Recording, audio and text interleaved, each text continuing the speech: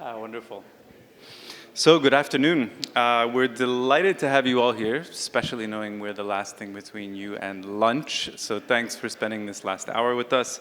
For the Hotspot Stoplight, integrated modeling and mapping of climate risk, biodiversity loss, and urban expansion. So I'm Andrew Rudd. I'm an urban designer, one of, I think, rather few in this august gathering. I work for UN Habitat. We are a very small agency of the UN focused on urban work, really quite a drop in the bucket compared to the very impressive and inspiring work at scale that we've seen the bank and others do here. Hoping we have something complementary to add to the pot, so to speak. I'm equally delighted to be joined by Matthias Bau, who is a professor of practice for architecture and landscape architecture at the Weizmann School at the University of Pennsylvania, and Ana Campos Garcia, who is the lead disaster risk management specialist for urban resilience and land at the World Bank. Thank you both so much for being here. Quick run of show, I will give a short framing of the issues that have inspired us to develop this stoplight, then pass to Matthias for a deep dive on the hotspot itself, and then to Ana for a reflection on all of this, particularly in light of complementary work that the bank itself is doing. And then Manuel Morales Alpizar, who is our key partner on the Costa Rican side, who unfortunately could not be here in person with us today, has recorded a video reflection on what this project has meant at the local level. And finally, if we have time, we will do a bit of role play. So let's begin. At a planetary scale, I'm going to start with something very sobering, and that's to remind us that we definitely are facing a sixth extinction event with ecological collapse. And in some ways, this could well be worse than that of climate change, because there are really no offsets available. Once biodiversity is lost, it's lost. We know that land use change is a primary driver of biodiversity loss, and that's accelerating, especially because land use is becoming less and less efficient. About 10 years ago, we worked with a group of partners, including the CBD in Montreal, on the first global projections of urban expansion, and that predicted that the global human-built footprint would more than double by 2030, implying more being built in 18 years than in all of human history. Another very sobering fact. So against that backdrop, we have the world's 36 biodiversity hotspots. These are both some of the richest and most threatened places in the world. Our partners at the University of Pennsylvania did a study showing that 90% of cities in these 36 hotspots are expanding in direct conflict with biodiversity. They've developed then something since called the Atlas for the End of the World. And this is looking at about half of those 36 largest cities in each of those hotspots. Where growth is projected to occur, we see a lot of risk in red in these critical peri-urban zones, which is a big impetus for this project. I think it's worth mentioning that even more worrying than the quantity of expansion is really probably the quality of expansion. And what we're seeing in terms of prevailing paradigm is more and more low-density speculative development, particularly at the edge of cities. And in some ways, it's corollary. Unreasonably high-density, very informal settlements at larger and larger and larger scales, particularly in secondary cities. And this is the type of client with which my agency tends to deal most, a very particular set of needs. And what that's yielding, unfortunately, at a landscape scale is both sprawl and segregation at a really unprecedented scale and pace. And what's interesting about this is that many mature, wealthy cities have frankly had the luxury to make mistakes and then to be able to retrofit and fix some of those mistakes. But from an ecosystem perspective, restoration, as vital and critical as it is, cannot keep pace with the scale of destruction. And how to say, inefficient fabric also cannot keep pace with the poor quality of what's actually being built. A lot of emerging economies and the middle classes for whom these are being built really represent a tipping point for a lot of irreversible change. Many of these cities have massive infrastructural backlogs, very low capacities, one or maybe no planners at all. And they are making decisions every day about where and how to develop. They will not have a second chance to get things right. They need foresight-based evidence right now. So at a societal scale, it's difficult, we've found, to get residents to really care about the loss of nature before the loss happens. The SDGs, adopted about a decade ago, have been helpful, I think, in bringing attention and accountability to some of these issues, to new metrics around sprawl, green space, strengthening old ones around disaster risk reduction and protected areas. In-house, the UN has tried to convene to see how we as specialized agencies can better support. Came up with sort of two novel points of collaboration, one around improving the quality of cities, of expansion, and the other around integrated spatial planning. However, a study that my agency, UN Habitat, did showed a big gap in both guidance and good examples related to preservation at the city and metro scale. There was a lot around restoration at the city scale, a lot around preservation at the regional and national scale, but very little in that sort of sweet spot where a lot of this impact is going to be delivered in the critical next decade. Institutionally, we know we need to evolve. We put out a white paper 2 years ago that really argued the UN going forward is going to have to not just be fixing mistakes once emergencies arise, but needs to really reinvent itself for prevention, not just in terms of peace and security, but also in terms of development. And so in this paper, we've argued that the line between built and natural can't be treated as a binary or as something static. There's a lot of bleed. The frontier is consistently, or maybe inconsistently shifting. And somehow we have to get to grips with that change before it starts happening. So we proposed 4 Ps to address this. 1, project spatial growth. This is something cities need to be able to do. Our partners at Penn had gotten this started.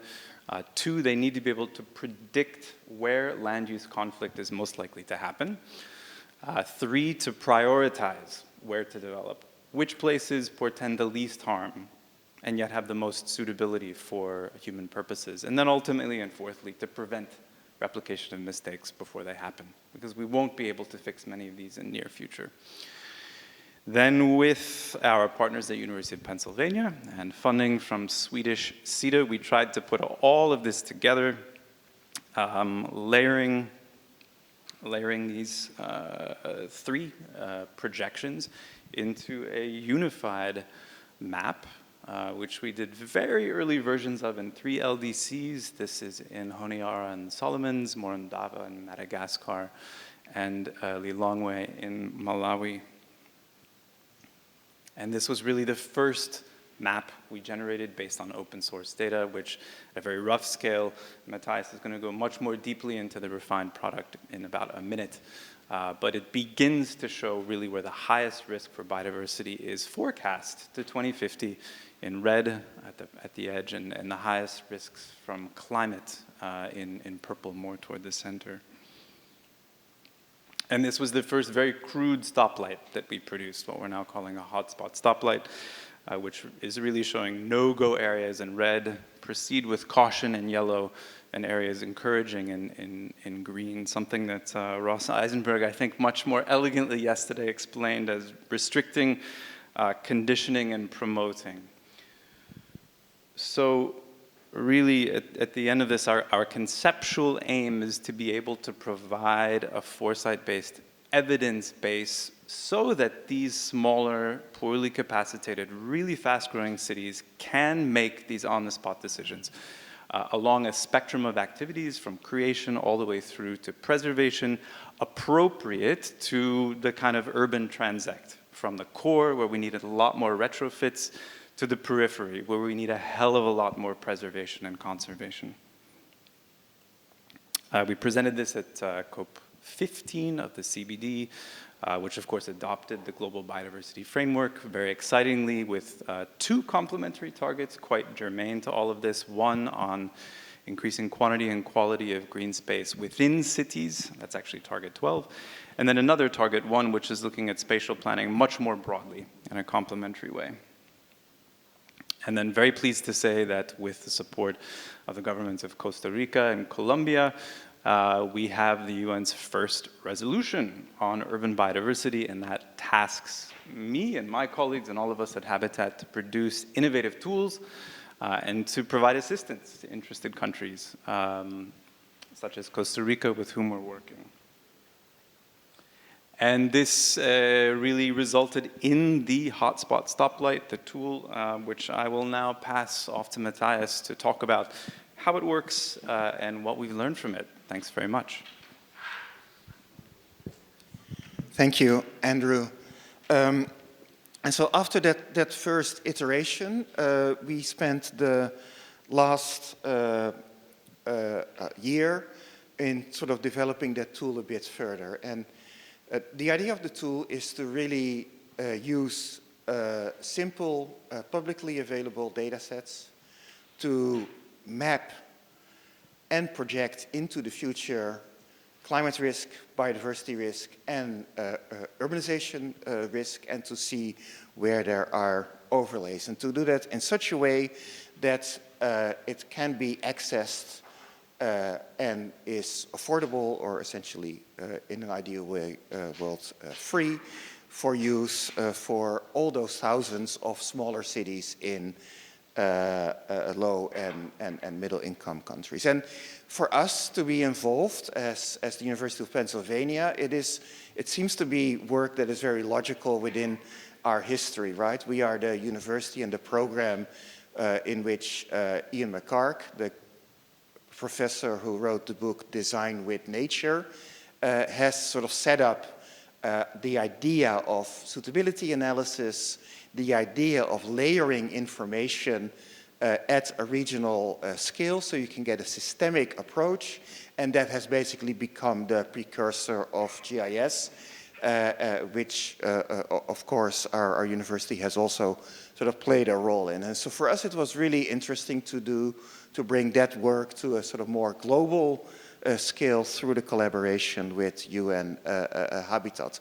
And specifically to work on that as a design school and not so much a sort of planning school, but a design school that really has these ambitions to work at a global scale.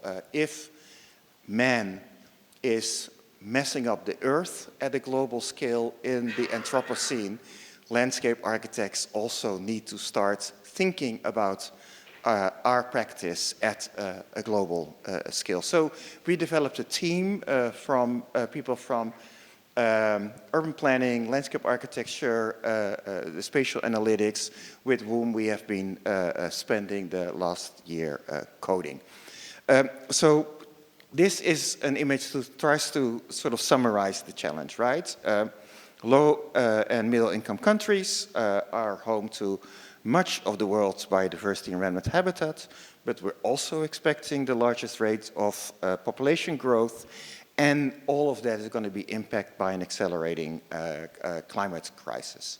And in those places, geospatial data is often scarce, and without actionable data, it becomes very difficult to think about conservation and climate adaptation. So using data sets, as we've already said, with global coverage, we try to introduce machine learning and data processing to develop a number of workflows that allow us to intersect and overlay these 3 components now and into the future. And then what we have done in this initial iteration is really looked at, does this tool work, by ground truthing it, but also using that ground truthing mission as a way to work with stakeholders and to see how this tool can be used. Simple things to say, there are many limitations. I've heard it earlier say, like all models are wrong, but some are useful, as a really good quote. Data simplifies reality. We need to understand that. If you project into the futures, uncertainties are compounded. And so we need to understand that, and I heard that in another room as well, these are conversation starters, but they are important conversation starters to have. For this initial run, we worked on the city of San Jose in Costa Rica, and that has to, that is sort of argued by the fact that even though San Jose is not one of the target cities per se, it is a place where you can, because there has been so much investment in understanding biodiversity, understanding conservation, there is an incredible local capacity to have conversations about these things. It's a good place to test. So we've been doing modeling and analysis, then ground truthing, and one of the things that we hope to pick up more in the next year is to have that lead to design ideation, not just planning, but also design ideation. But I'll first start with the modeling and analysis part, where we basically sort of created an algorithm to be able to map climate risk by combining gridded human population with climate hazard probabilities so that we could identify that risk. I cannot go too much in the technology. I'm too old for that. I apologize, but my student colleagues are, and research assistants are very happy to talk into that. But we have been able to create a climate impact risk index. In flood risk, for instance, we have been using Google Earth engine to look at historical flood data. We've been looking then at adding some conditioning factors and using that to train and test a learning model able to project it into the future if you layer on the climate risk. And so this for the climate risk index, and then we have done something similar for the biodiversity risk index, in which we looked at biodiversity intactness, land cover change probability to have that biodiversity loss risk. We used the machine learning algorithm to, based on I'm blanking on the name, to give the land cover change probability and to also map using satellite data biodiversity intactness. So we get that into index as well. And then the third one, we have been sort of adding the issues of urban suitability as well as expected urbanization. There are some great algorithms about that developed, for instance, by Karen Cito in order to develop that into a sort of suitability map in which we layer these on top of each other in the metropolitan area of San Jose. And with that, you start to see particular areas where you see these different issues intersecting, and that are the ones that warrant further conversation. And one of the things that we did is in this stoplight, we really try to not only work with red in the stoplight, but also very much are able to identify green in the spotlight, areas where you are able to urbanize over time.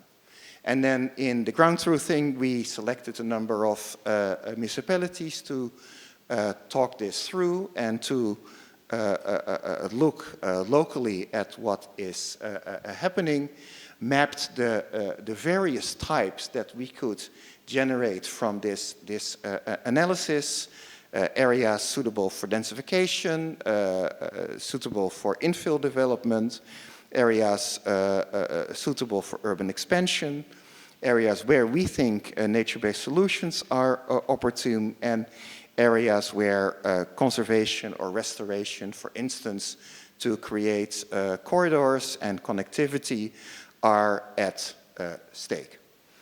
And so that caused a number of areas of interest that we then used in going on the site and having a local exploration to see if our models worked, because this was all done at a distance, right, from a sort of abstract room in Philadelphia, or abstract numbers of rooms around Philadelphia.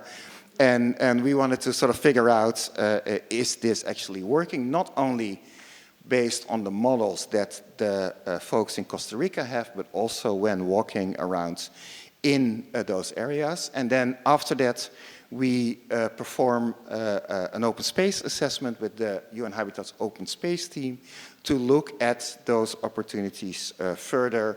And so we're now working towards an expert group meeting later. Those site assessments were really interesting.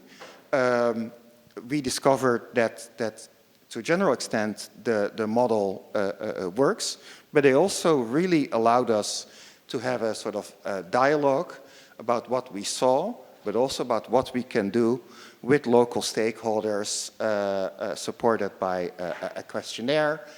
And the things that we are planning to do in the future is also to look at some other tools to measure biodiversity better, for instance, through audio sensors or through the capture of local samples for water that would allow us to firm up the biodiversity analysis. So here's some of the lessons that we are learning at this moment. We unexpectedly see that the response, and maybe that's because it's a relatively high capacity place, in a place like San Jose, Costa Rica, has been really engaged. There's a lot of people who have sort of bought into the idea, and it has engendered a number of really interesting conversations. One of the things, and we want to talk to you about that, is what you see if you look at the metropolitan scale. The challenges and opportunities are unevenly distributed. That brings a lot of challenges on a governance level. Half the municipalities in the metro area of San Jose do not have any land use plans. At the same time, for others, land is really scarce. As I said earlier, the stoplight needs to be as much about the green light as about the red light. If you talk locally to specifically government officials and politicians, that green light is what they're after. They're also really after not only planning instruments, but ideas for projects and ideally ecosystem-based adaptation projects. And so it's really for us, that next step is what we are really interested in, and we've also seen some of fantastic tools here at the World Bank that are sort of being developed for that.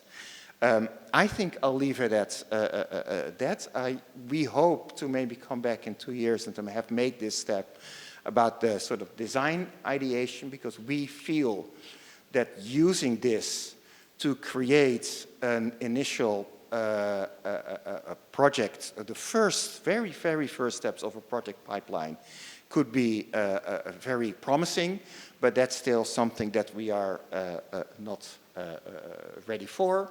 Another element that we think is really important over time is to say we have now developed this instrument for areas that are very typical to, like these tropical environments, to Costa Rica. Our algorithms have worked on that, but we now need to adjust for different climate zones and different types of vegetation and other things, dry environments, etc. So we really need to do a lot of work to make sure that it's more university applicable, so that it can be used in multiple urban regions, and then I think there are some steps, but we're not there, which really are about sort of if you would then intervene, what could the benefits of those interventions be.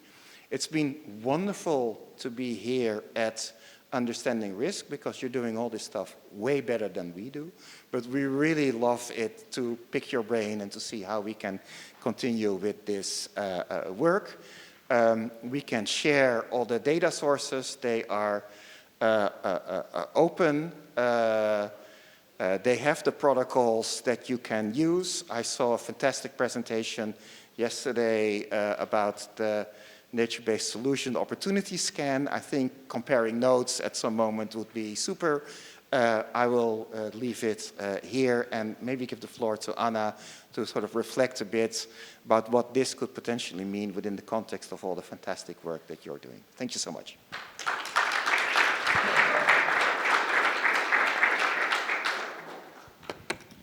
Thank you very much, and thank you for the opportunity to be here. It's really very interesting how we all are trying to aim the same thing, how we use the global data, the technology, to help our governments and our counterparts, our clients, to develop better tools for risk management, biodiversity conversation, and land use plan.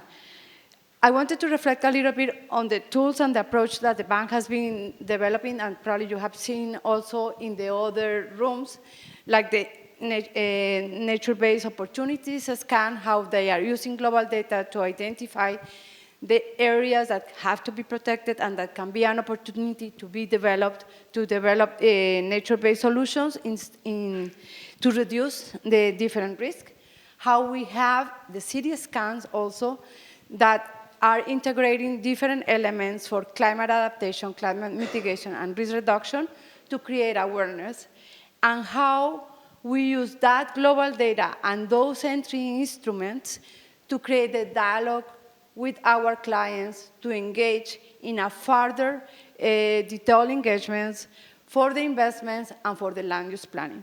We had yesterday also the session on land use planning and how we are integrating in a similar approach of what you are trying to do, planet, prosperity, people, and resilient infrastructure. Those are the 4 pillars that we're trying to use for the integrated land use planning process.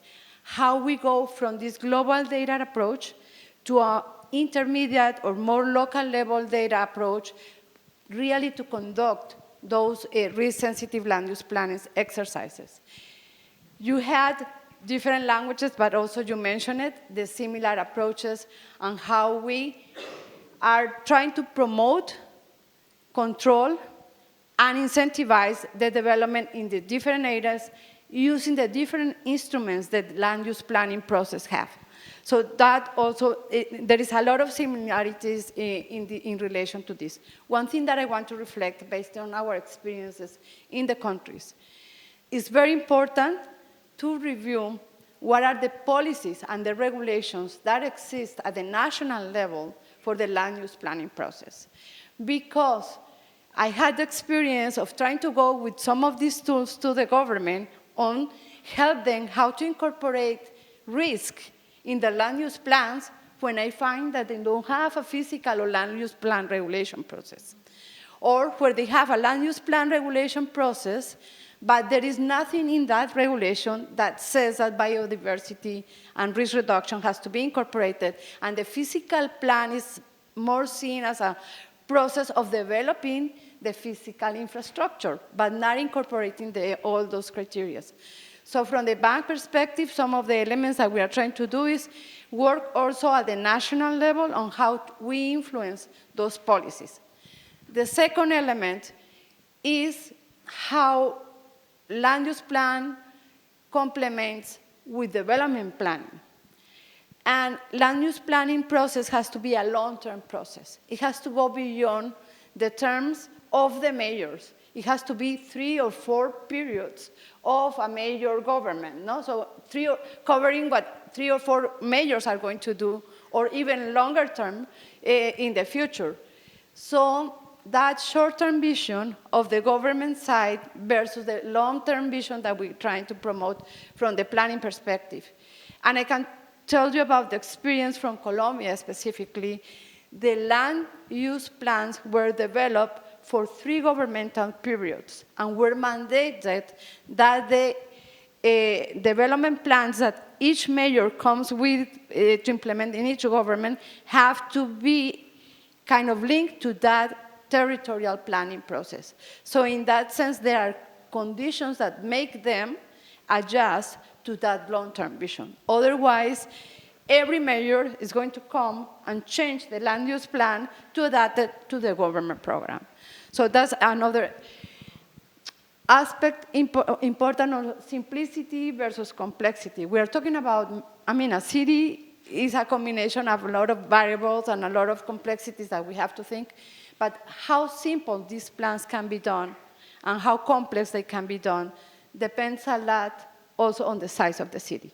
And one interesting approach that I have found is in countries, in some Latin American countries, for example, cities from 100,000 above have to develop a very complex master plan. But between 50 and 100,000, they have an intermediate level complexity, and below 50,000, they have another level of a more simpler approximation. So I think these are aspects that we have to combine from the policy level and the simplification of the tools with the complexity of the cities that we are working with. No, so it's not the same to try to apply, and I work in the context of Africa, where a lot of the countries are starting the development process and are starting the development of the first or second land use plans. So in that sense, there is a lot of opportunities to incorporate this from the beginning, to go to some countries that have regulations for land use planning from long term ago, and we have to enter and modify the existing plans.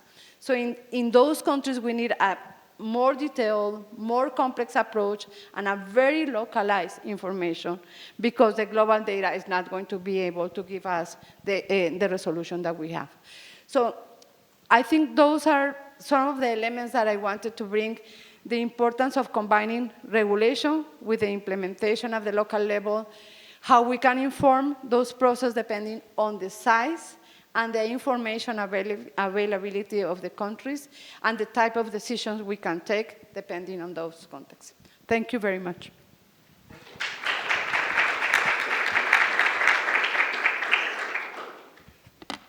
Wonderful. Thanks so much, Ana. Let's see. 20 minutes left.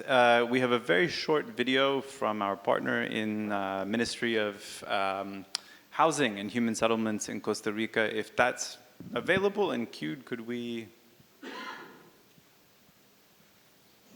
Thanks. Hello, my name is Manuel Morales. I'm an advisor at the Ministry of Housing and Human Settlements in Costa Rica. This country faces significant challenges in urban planning and land management.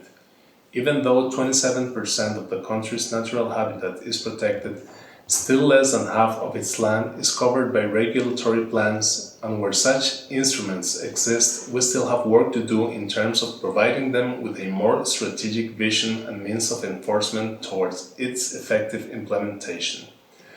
The vulnerability of our territories and ecosystems to climate change is increasing, which means our local governments must make decisions every day about where and how to develop, since the effects of climate change on people in urban centers and the effects of development on biodiversity and the expanding peri-urban edge of cities is accelerating dramatically.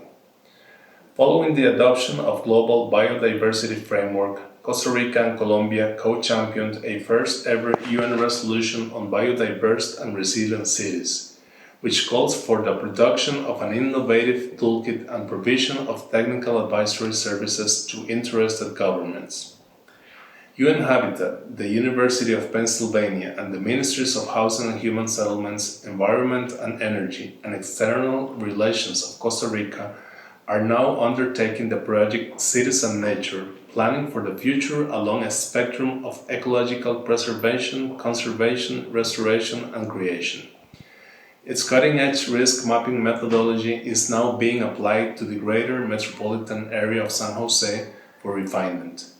This spotlight raster projects biodiversity, climate, and urban risks to 2050 and provides an evidence base for constituent municipalities to decide where and how to develop with minimal risk to people and nature.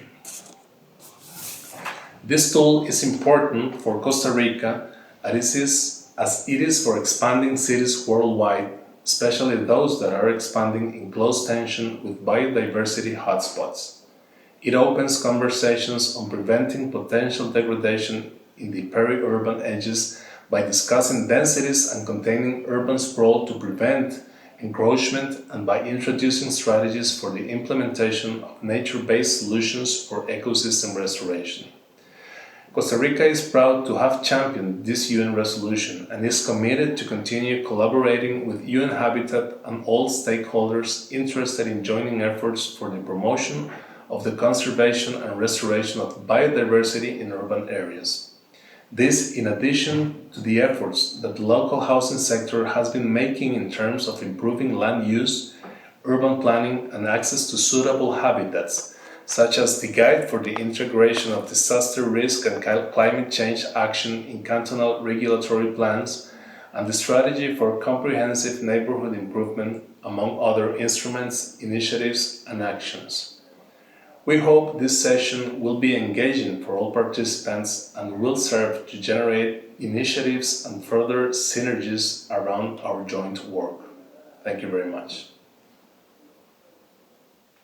Terrific, thanks. Before we move to activity, a quick, I hope, fun activity. Any questions for Matthias or Ana? Any Costa Ricans in the audience? Yes, two at the back, first toward the center. Yeah. Questions are fine. No need to be Costa Rican for questions. Sorry. Thanks, please. Thank you so much for sharing such interesting work. I'm actually coming from more of a public health background, and I was looking at the sort of factors involved in the hotspot mapping, which perfectly coincide with zoonotic spillover, the introduction of novel diseases into humans based on the interface between animals and people.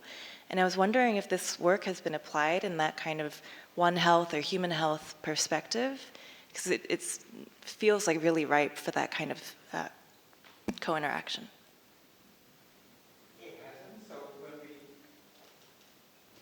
It hasn't. So we've looked at public health indices to look at climate risk, of course, and then specifically heat stress as a public health concern. But we haven't looked at biodiversity intactness and this challenge of indeed things jumping off from those land use changes, as we have seen with some of the recent epidemics. So it's super interesting, and we would love to have some guidance on how to have that conversation. We can look in the university, but it's always better to also have some outsiders on this. So thank you. Thank you. There was another at the back. On this side. Thanks. Hi, thanks for the presentation. I'm just wondering, from the scan or the possibilities you have seen, how have you seen the participation from the local offices, from the municipalities? How has it been? What has been the experience?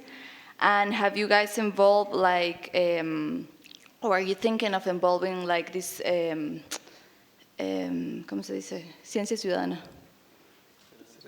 Yeah, like the participant of citizen, because we have seen it in other cities how they feed the information or the models with the citizen participation. So I'm just wondering, are you guys considering it? Have you driven some of this data?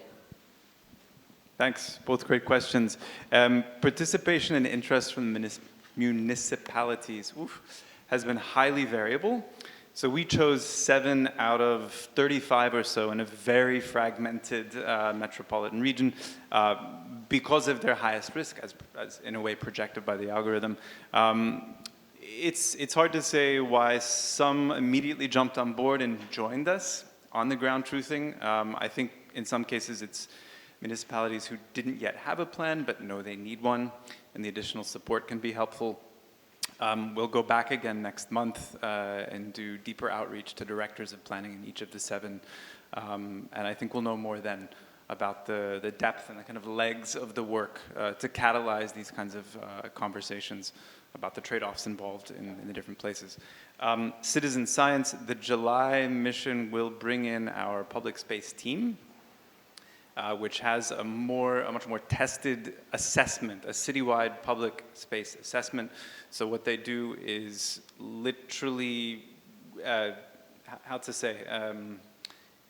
survey every potential open space within a municipality on the basis first of satellite imagery, but through the recruitment of 30, 40, 50 students, usually post-grad students of a architectural or geographic background.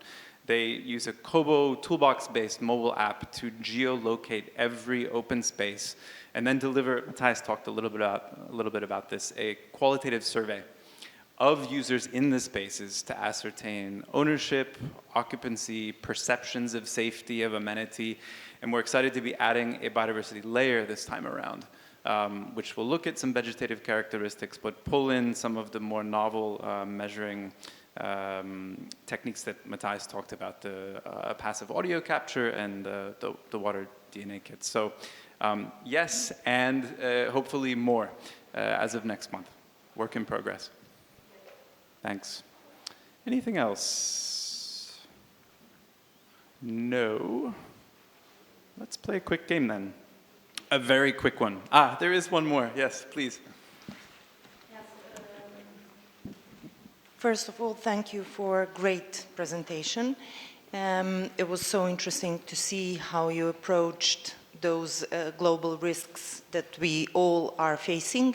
As an urban planner, I would be keen to know, did you have discussions or have you been negotiating with urban planners in San Jose, and what were your experiences? Because, of course, the most important thing is to have all those studies and outputs incorporated in new urban plans. Thank you.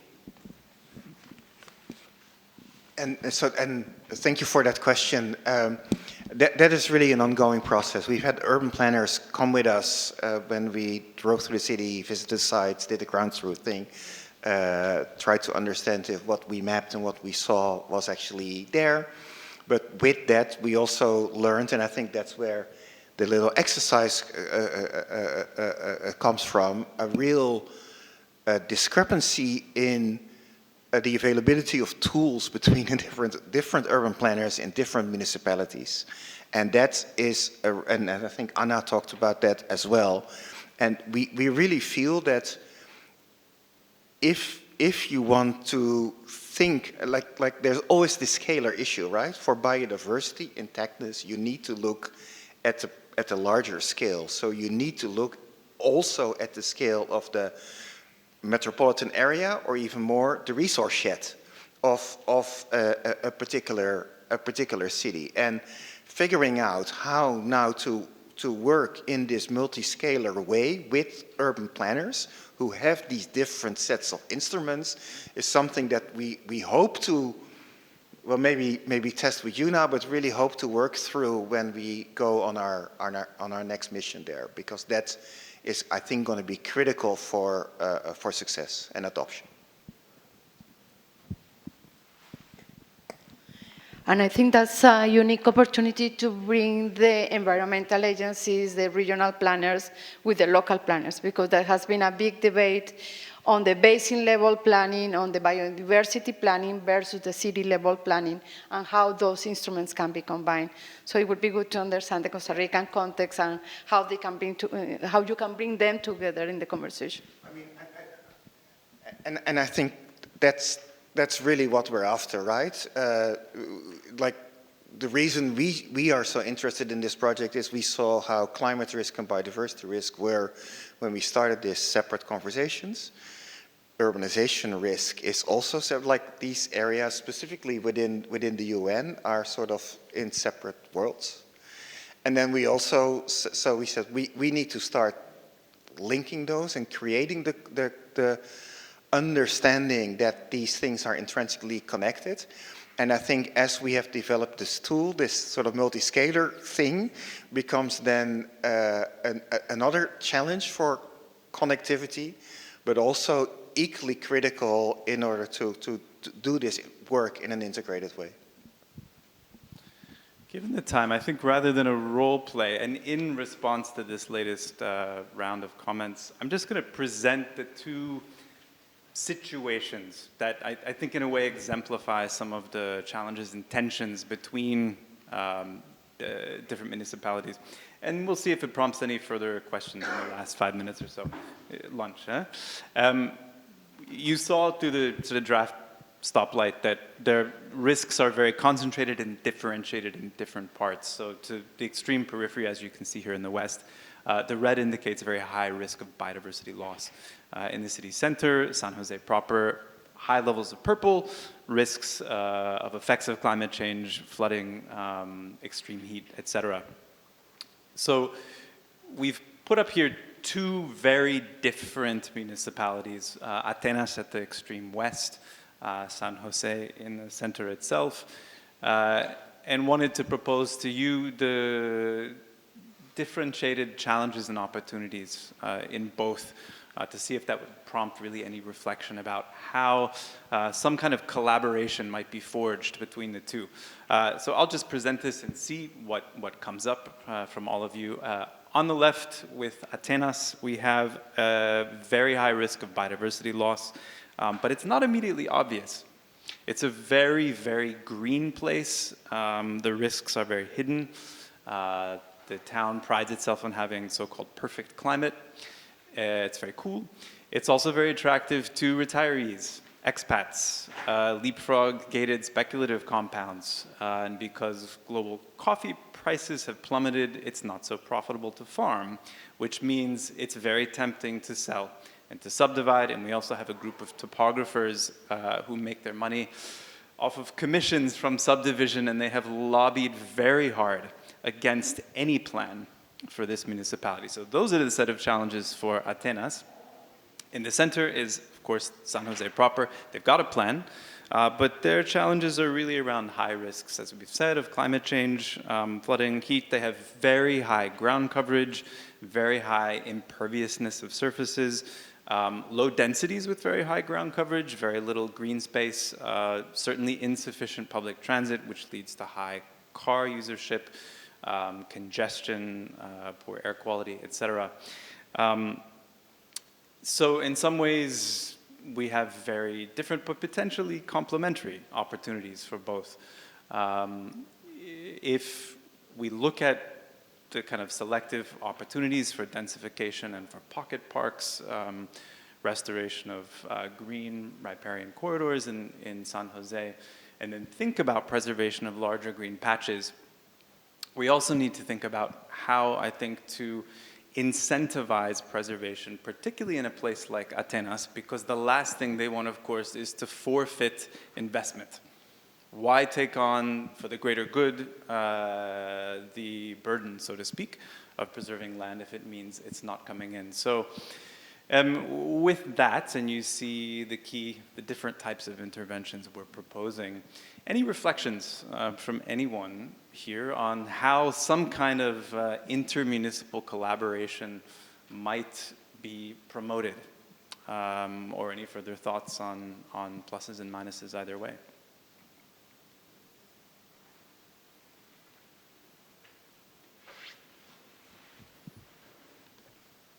Maybe I can call on you, Matthias, to get things started. Yes, please. We need to pull. There's a microphone. Yeah, I mean, I'm not sure if I have ideas about intermunicipal collaboration, but I just have a question actually more about this approach, because first of all, thanks. I think this is super interesting. As you know, yeah, we worked with the team on the MBS opportunity scan that was already mentioned.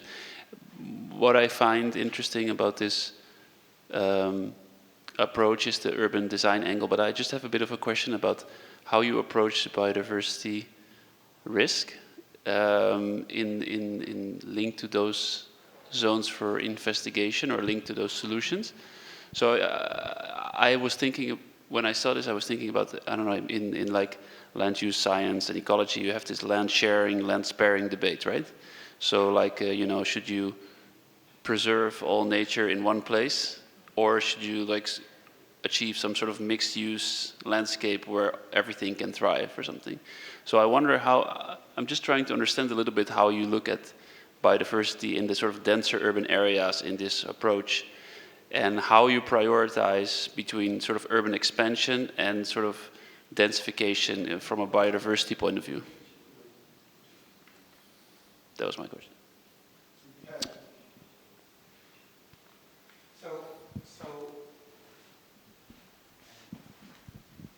I need a microphone, apparently. So we have been mostly, we've been looking at a number of different indicators, and there are different sets, you'll probably have found them as well, of how to measure a biodiversity, right? And you have measures about sort of the inspiring species or insect densities, you have ecosystem intactness, and what we have come across, and we need to dive deeper, is that we realize that ecosystem intactness combined with land use change, let's say predictions, susceptibility to land use change, and those could come from proximity to roads or terrain or whatever, is at this level for us the best indicator of a biodiversity risk. And so we've tried to, and that's always the challenge, is how complex do you make your model, and how sophisticated do you make your model? And we in earlier versions, we realized that the model was more complex, and we have gone through a process of simplification in order to be able to create that tool that is accessible. But then again, we all realize that comes with its own limitations. But it does create the highest level of robustness in the tool. And happy to talk offline deeper, because I really admire the work that you're doing, and I find it very exciting to think that where this is a little bit different is that work is that it takes the future and also informal urbanization into account, which is something that specifically for a lot of the secondary or smaller cities is in the lower income countries is going to be really critical for success. Do you want to conclude? Maybe just a tiny refinement to say that in terms of the green light places where we are suggesting conversations around development, there are obviously places where biodiversity intactness is relatively low, but where the suitability for urban growth is high. And then we kind of disaggregated that into the top three: the green, yellow, and blue, densification, infill, and expansion. And that really came, again, high suitability, low risk, but for densification, it's already built plots that are relatively low density given their proximity to transit, public transit, for example. Infill, same, but for vacant lots. And expansion, places not built, but with proximity to other areas of growth, road networks, etc. Knowing full well that in a place like Atenas, where we're really pushing hard for large amounts of preservation, there need to be places where investment can be made at low risk. So that was the reason for the disaggregation of the three. Any final questions? It's lunchtime. I think we should let you go. Thank you so much. This has been wonderful. Bon appétit.